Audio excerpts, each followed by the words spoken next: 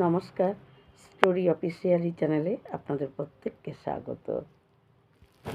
আমরা অনেক সময় ভাবি যে আমরা খুব খুব ভালো ভাগ্য আমাদের। আমরা ভগবানকে হয়তো কোনো মন্দিরে, কোনো তীর্থস্থানে ভগবানকে হয়তো খুব কাছের থেকে ভালো করে দর্শন পেলাম। আমরা নিজেদেরকে খুব বড় ভাগ্যবান ভাবি। কিন্তু আমরা এটা ভাবি না যে হয়তো দর্শন দূরের থেকে বা পিছনের থেকে হয়তো কেউ একটু একটু করে দর্শন পাচ্ছে, কারো অনেক বৈষ্ণব এবং পূজারী, অনেক ভক্তদের ভিড়ের মাঝখান থেকেও পেছন থেকে হয়তো ভগবানকে দর্শন করছে। কিন্তু আমাদের এটা দেখতে হয় যে ভগবান কাকে দর্শন করছে।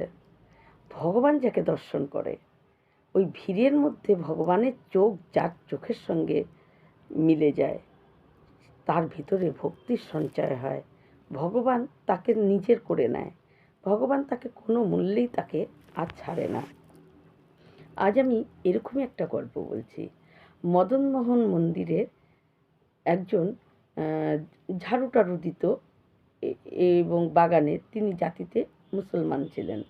তাই তিনি মন্দিরে কোনো দিনই প্রবেশ করেননি এবং মন্দিরের থেকে অনেক দূরে যে বাগান সেগুলো পরিষ্কার করত এবং মন্দির শেষে পরে যে অনেকটা জায়গা ছিল সেগুলোকে ঝাড় দিত। কিন্তু প্রথম দিকে তিনি এগুলো পরিষ্কার করতো, ঝাড় দিত, তার কোনো মতলব ছিল না। একটাই মতলব যে আমি কাজ করি, পয়সা নেই, এটাই ছিল। একদিন তিনি এইরকম করেই চলছিল, কিন্তু একদিন তিনি কি করে, সেই দূর থেকে একটা পাকা উঁচু করা ছিল, তার মধ্যে উনি উঠে ভাবে সেই সময় মন্দিরের দরজা খুলে যায় এবং দর্শনার্থীর ভিড়, বৈষ্ণবের ভিড়, পূজারি তো আছেই। কিন্তু তখন সেই ওই দূর থেকে তিনি ভাবেন যে দেখি তো, এত লোক আসে এখানে দেখতে, দর্শন করতে, ভেতরে কে আছে। তাই তিনি ওই উঁচুর থেকে তিনি কি করেন, কোনো রকমে কারো পায়ের ফাঁক দিয়ে, হাতের ফাঁক দিয়ে, মাথার ফাঁক দিয়ে তিনি মদনমোহনের একটু একটু করে দর্শন পায়। তিনি প্রথমে পাটাকে একটা দুজন মানুষের মাঝখান থেকে তার পায়ের দর্শন হয়। ভাবি এত সুন্দর করে পা করে থাকে। তারপরে তার কোমরের দর্শন হয়, এইভাবে মুখমণ্ডল, তারপরে মাথায় ময়ূর চূড়া। তিনি দেখে ভাবে, বাহ, ভিতরে এত সুন্দর একটা বালক থাকে, এই জন্যই এত ভিড় হয়, এত সুন্দর একটা বালক ভিতরে। এই ভেবে তখন মন্দিরে যে আরও লোকরা কাজ করে তাদেরকে বলে কি, ভিতরে ওই বালকটাকে এত সুন্দর। তখন বলে, আরে এই ভিতরের বালকটাই তো মদনমোহন। বলে, ভিতরের বালকটার নাম মদনমোহন? বলে, হ্যাঁ, এই তো সেই মদনমোহন। তখন ও ভাবে, ওই বালকের ওই একদিন মদনমোহনের দর্শন পেয়ে তারপরের দিন থেকে তারা কাজ করবে, পয়সা নেবে, সেই ভাবটা তারা চলে যায়। তার তখন খালি কাজ, ঝাড়ু টাড়ু দেয়, পরিষ্কার করে, আর মনে মনে একটাই চিন্তা করে, কখন মন্দির খুলবে, ওই উঁচুর থেকে আমি ওই বালককে দেখব। এই ভক্তি তার ভিতরে সঞ্চয় হয়, এতটাই তার ওই বালকের প্রতি ভক্তি হয়। এদিকে তিনি যেহেতু মুসলমান ছিলেন, তাই বাড়িতে যখনই তিনি কাজ টাজ করে এবং ওই বালককে দর্শন করে, মদনমোহনকে দর্শন করে বাড়ি যেত, তখনই বাড়ির লোকরা তার উপরে প্রচণ্ড রাগ ছিল। তারা সবাই বলতো যে নিজের ধর্ম ছেড়ে তুমি হিন্দু ধর্মের দেবতাকে নিয়ে এত ভাব, সারাদিন ওখানেই পড়ে থাকো, আর ওই বালকের জন্য এতটা অস্থির। কিন্তু তোমার অনেক অন্যায় হচ্ছে, আমাদের আল্লাহ তোমাকে নানা রকম শাস্তি দিবে, দোষ দিবে, তোমার অপরাধ হচ্ছে, নানা রকম কথা তার শুনতে হতো। এবং তার স্ত্রী তো তার উপর প্রচণ্ডই রেগে থাকতো। কিন্তু তারপর ও তাও কথা শুনতো, কিন্তু এত কথা শোনার জন্য বাড়ির পরিবার সবার মাঝে মাঝে তিনি বাড়িতেই যেতেন না, বাড়ি যাওয়া বন্ধই করে দিয়েছিলেন, যে বাড়িতে গেলেই কথা শুনতে হবে। অথচ তিনি তখন তার কাজের টাকা পাবে সেই ভাবে সে কাজ করতো না। সে যথেষ্ট ভালো করেই কাজ করত, কিন্তু তার একটাই ইচ্ছা ছিল যে কখন দরজা খুলবে, আমি দর্শন করব সেই বালককে। সেই বালকের জন্য যেন তার আকুলতা বেড়েই যাচ্ছে দিন দিন। সেই বালককে দেখার জন্য তার সবসময় সকাল থেকে তিনি কাজ করে আর ভাবে যে কখন আমি বালককে দেখব, সেই মদনমোহনকে কখন দেখব। এইভাবেই চলছিল। কিন্তু তারপরে তার কোনো সন্তান ছিল না। তার অনেক দিন বিয়ে হয়েছে কিন্তু তার কোনো সন্তান নেই। তখন বাড়ির লোকরা, পরিবারের লোকরা তাকে বলে, কথা শোনাতে থাকে যে তোমার সন্তান হচ্ছে না তোমার জন্য। কারণ তুমি অন্য দেবতার প্রতি তোমার এত মন, অথচ নিজের আল্লাহ এবং নামাজ তুমি এগুলো কিছু করো না, তাই তোমাকে তার দোষ হয়েছে, সেই দোষে তোমার কোনো দিন সন্তান হবে না। কিন্তু তবুও কালেখা তার ওগুলো কথা শুনে চুপ করেই তিনি শুনছেন, কিন্তু কিছু বলে না। কিন্তু তারপরে তার পরিবাররা একদিন তাকে বলে যে তোমার মন্দিরে যাওয়া বন্ধ করতে হবে, ওই মদনমোহন মন্দিরে তোমার যাওয়া বন্ধ করতে হবে, না হলে তোমার কোনো দিন সন্তান হবে না। সবাই মিলে ওকে এইভাবে চাপ দিয়ে ধরে যে না, তোমার মন্দিরে যাওয়া বন্ধ করতেই হবে, তোমার এই মন্দিরে যাওয়ার জন্য তোমার সন্তান হচ্ছে না। তখন কালেখা কী করে, পরের দিন মন্দির ঝাঁট দিয়ে যখন ওই মদনমোহনের দুয়ার খুলে, দরজা খুলে, তখন সে কী করে মদনমোহনকে বলে যে হে মদনমোহন, আমি তোমাকে না দর্শন করে থাকতে পারবো না, আর তুমি যদি চাও যে আমি এই মন্দিরে আসি প্রতিদিন, তাহলে আমার কোনো সন্তানের দরকার নেই, আমি তোমাকে পেয়েছি, তোমাকে দর্শন পেলেই আমি সব কিছু পাওয়া হয়ে যায়। তোমার প্রতি আমার এতটাই, আমার সকাল থেকে একটাই ভাব থাকে আমি কখন তোমাকে দেখব। দিন দিন যেন কালেখার ভগবানের প্রতি, মানে মদনমোহনের প্রতি আকুলতা বাড়তেই থাকে। তাই তুমি যদি চাও যে এই মন্দিরে আমি আসি, তাহলে তুমি আমার স্ত্রীকে একটা সন্তান দাও। তার কিছুদিনের পরেই খবর পায়, মানে সবাই জানতে পারে পরিবারের লোকরা যে কালেখার স্ত্রী গর্ভবতী। এবং তখন কালিকা সারাদিন পর যখন বাড়ি যায়, তখন তাকে অনেকটা কথা কম শুনতে হয়। তখন পরিবারের লোকরা তাকে কম কথা শোনায় না অতটা। তারপর আস্তে আস্তে সন্তান হয় এবং তার একটা পুত্র সন্তান হয়। পুত্র সন্তানের বয়স যখন ৮ বছর, এই ৮ বছর কালেখা খুব ভালোভাবে দিন কাটিয়েছে।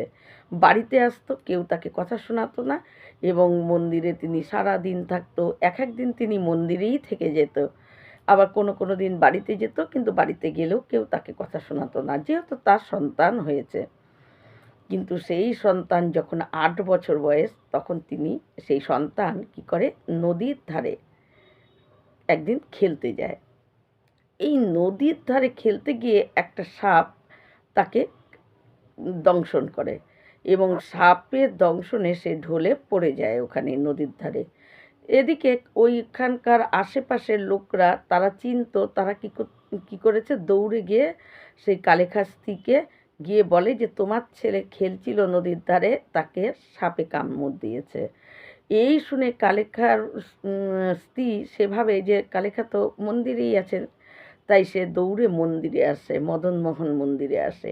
এসে দেখে যে কালেখাকে বলে যে আমার ছেলেকে নদীতে, নদীর সামনে খেলছিল, ওখানে সাপ কামড় দিয়েছে এবং সে ঢলে ওখানে পড়ে আছে, হয়তো মৃত্যুই হয়ে গেছে ছেলের, তুমি চলো। যখন কালেখা বলে, তখনই আরতি শুরু হয় মন্দিরের। কালেখা বলে তুমি যাও ছেলের কাছে, আমি আরতি দর্শন করে যাচ্ছি। এই বলে তখন তার স্ত্রী খুব রেগে যায়, এবং সে তখন কি করবে, দৌড়ে সেই নদীর ওখানে চলে যায়, গিয়ে দেখে তার ছেলে পড়ে আছে, শুয়ে আছে অচেতন অবস্থায়। তখন ছেলেকে কোলে নিয়ে তার এবং পরিবারের সব শুদ্ধ ছেলেকে কোলে নিয়ে ওই কালেখা মন্দিরে আরতি সমাপ্ত হয়েছে, তিনি তখন তার কাছে কী করে, ওই ছেলেকে শুইয়ে দেয় ওই মন্দিরের দূরে দিয়ে। তার পরিবারের প্রত্যেকে এবং স্ত্রী প্রত্যেকে বলে যদি ছেলের কিছু হয়ে যায়, ছেলে যদি জীবিত না হয়, তাহলে এই মন্দির তোমার এক্ষুনি ত্যাগ করতে হবে, জীবনেও এই মন্দিরে তুমি পা দেবে না। যদি ছেলের মৃত্যু হয়ে যায়। কিন্তু কালেখা কী করবে, তিনি ভাবছে যে মন্দিরে আসা সত্যিই আমার বন্ধ হয়ে যাবে, আমি আর এই মদনমোহন মন্দিরে আসতে পারবো না, এই আমার এই বালককে মদনমোহনকে আমি দেখতে পাবো না। তাই সবাই যখন, তার পরিবারের লোকরা সবাই যখন একসঙ্গে তার উপরে এই চাপ দেয় যে যদি ছেলের কিছু হয়ে যায় তাহলে তুমি আর এই মন্দিরে পা দিতে পারবে না, আজ থেকে তোমার এই মন্দির আসা বন্ধ, তোমার এতটা তুমি অন্যায় কাজ করেছো যার জন্য তোমার ছেলে মারা গেছে, তুমি নিজের ধর্ম ছেড়ে তুমি হিন্দু ধর্মের দেবতাকে নিয়ে এত তোমার সারাদিন পড়ে থাকা, তার জন্য তোমার এই অপরাধের ফলে আজকে তোমার সন্তান মারা গেছে। এখন সে কি বুঝাবে? কালেখা কিছুই বলার নেই। কালেখা তখন অঝোরে কাঁদছে, তার ছেলের গায়ে হাত দিয়ে অঝোরে কাঁদছে আর মদনমোহনকে বলছে, হে মদনমোহন, আমার সন্তানেরও দরকার নেই, আমার কোনো কিছুর দরকার নেই, কিন্তু তোমার মন্দিরে আসাটা যেন আমার বন্ধ না হয়। যদি আমার সন্তান জীবিত না হয় তাহলে আমি আজ থেকে আর কোনো দিন তোমার মন্দিরে আসতে পারবো না, আমি তোমাকে দর্শন করতে পারবো না। আর তুমি জানো ভালো করে আমি সারাটা দিন সকাল থেকে ব্যাকুল হয়ে থাকি, কখন তোমার মন্দিরের দরজা খুলবে, কখন ভক্তদের মাঝখান থেকে একটু একটু ফাঁকে ফাঁকে আমি উকি ঝুঁকি দিয়ে তোমাকে দর্শন করি, আমি দূর থেকে তোমাকে দর্শন করি। আর তুমি এটা জানো যে আজকে যদি আমার ছেলের কিছু হয়ে যায়, আমার পরিবার আমাকে কোনো দিন তোমার দর্শন তো দূরের কথা, তোমার মন্দিরে আমার যে ঝাড়ু দেওয়ার জন্য আসি সেটাও আমি করতে পারবো না, এই মন্দিরে আমার পা দেওয়া বন্ধ হয়ে যাবে। তাই তুমি যদি চাও তাহলে আমার এই সন্তানকে তুমি জীবিত করো, আর না হলে এই মন্দির ছেড়ে আমার চলে যেতে হবে।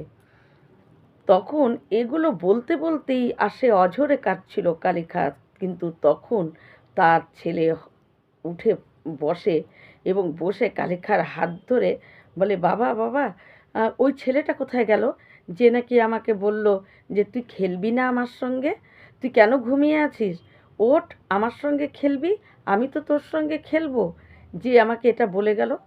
তখন কালেখা বলে, কোন ছেলে রে, কোন ছেলে বলে গেল, আশেপাশে তো কোনো ছেলে নেই। এবং কালেখার স্ত্রী ওখানেই বসেছিল তার সন্তানের সামনে, সেও দেখে কোনো ছেলেই তো আসেনি। তখন মন্দিরের যখন ওই দরজা খুলে, তখন ও কালেখার ছেলে বলে, আরে এই ছেলেটাই তো আমাকে এসে বলেছে যে খেলবি না, ঘুম এখনও যে ঘুমাচ্ছিস, চল আমার সঙ্গে খেলবি চল, এই তো আমাকে বলেছে, এই তো সেই ছেলে। তখন তার স্ত্রী এবং পরিবারের লোক তারাও সেখানে ছিল, তারা প্রত্যেকে তখন মানে বুঝে যে তার বালক যখন বেঁচে উঠেছে, তখন তাদের প্রত্যেকে ওই প্রতিদিন আর কালেখাকে কোনো দিন কেউ বাধা দেয়নি এই মন্দিরে, মদনমোহন মন্দিরে আসতে পারবে না বলে কেউ কোনো কথা বলেনি, বরঞ্চ পরিবারের প্রত্যেকে প্রতিদিন তারা মদনমোহনের মন্দিরে তারা নিত্য দর্শন করতে আসতো। এবং তারা তখন বুঝেছে যে আমরা অনেক কালেখাকে মানে বিনা কারণে তাকে অনেক দোষারোপ করেছি। আর এই হিন্দু ধর্ম যেহেতু সে হিন্দু ধর্মের ঠাকুরের প্রতি তার মন ছিল, তার জন্য তাকে আমরা অনেক কথা শুনেছি। আজ সেই ঠাকুরই আমার ছেলেকে জীবিত করে দিয়েছে। তাই সেদিন থেকে তাদের সবার ওই পরিবারের প্রত্যেকে মদনমোহনের প্রতি তাদের ভক্তি হয়। আর কালেখাকে আর কেউ কোনো কথা বলেনি। এবং কালেখা তখন ভগবানের নামে তিনি ভগবানের উদ্দেশ্যে তিনি একটা পদ রচনা করেছিলেন, এবং সেই গানটি এখনও বিশেষ বিশেষ দিনে মদনমোহনকে সেই গানটি করে শোনানো হয়। সেই গানে তিনি লিখেছিলেন, তিনি অনেক কথা লিখেছেন, কিন্তু তার মধ্যে দুটো কথা আমি বলছি। তিনি লিখেছিলেন যে তুমি হিন্দু ধর্মের যদি দেবতা হও তাতে আমার কোনো ক্ষতি নেই, তাতে আমার কোনো যায় আসে না, কিন্তু তাহলে তুমি যদি শুধু হিন্দু ধর্মের জন্যই যদি তুমি ঠাকুর হয়ে থাকো, তাহলে তুমি জগতের নাথ সেই নামটাকে তুমি মুছে ফেলো, সেই নামটা তোমার মধ্যে রেখো না ঠাকুর, তুমি যদি জগতের নাথ নামে তুমি পরিচিত, অথচ আজকে জগতের সবার এই পৃথিবীর যত মানুষ আছে সবার নাথ তুমি, কিন্তু তাহলে কেন ধর্ম, এই ধর্ম ওই ধর্ম নিয়ে বিভেদ চলে আসে? তাই তুমি যদি সত্যি শুধু হিন্দু ধর্মেরই ঠাকুর হয়ে থাকো, তাহলে তুমি জগতের নাথ জগন্নাথ এই নামটি তুমি মুছে ফেলো।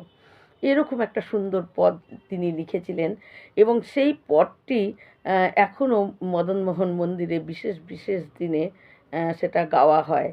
আসলে কি, ভগবানের মন্দিরে যখন আমরা যাই, কোনো তীর্থস্থানে কোনো মন্দিরে যখন আমরা যাই, আমরা কিভাবে দর্শন পেলাম সেটা কিন্তু বড় কথা না।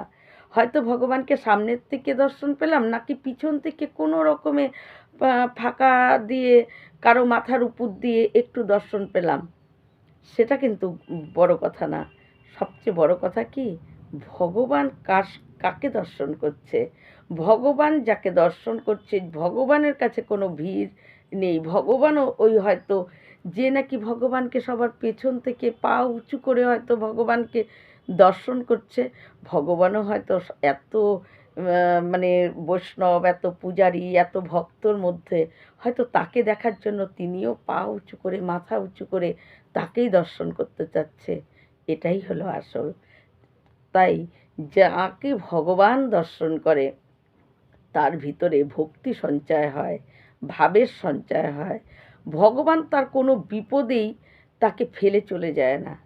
সে যে ধর্মই হোক আর যে কুলই হোক আর যেইখানেই তার জন্ম হোক, কথাই বলে জন্ম যেথা সেথা, কর্ম হলো আসল। তাই জন্ম কোথায় হলো, কোন কুলে হলো, দত্তকুলে তো প্রহ্লাদের জন্ম হয়েছিল, তাহলে প্রহ্লাদের জন্য ভগবান নরসিংহ অবতার হতে হয়েছে। তাহলে আমরা তো অনেক সময় ব্রাহ্মণ কুলে, অনেক বড় বড় বৈষ্ণব কুলে জন্ম হয়েও আমাদের জন্য ভগবানের কোনো অবতার তো দূরের কথা, ভগবানের আসতেও হয় না, ভগবানের ভাবতেও হয় না, কারণ আমরা তো সেরকম ভক্তই না। আমরা তো প্রহ্লাদের মতো হতেই পারবো না। তাই কুল কোন জাতে আমাদের জন্ম হয়েছে সেটা বড় কথা না, কেমন করে আমরা ভগবানকে দর্শন করলাম সেটাও বড় কথা না, ভগবান কেমন করে তাকে দর্শন করলো, তার ভিতরে কতটা ভক্তি সঞ্চয় করে দিল ভগবানের দৃষ্টির মাধ্যমে, সেটাই হলো আসল কথা। এই রকম ভিডিও পাওয়ার জন্য আমার চ্যানেলটিকে সাবস্ক্রাইব করবেন। নমস্কার।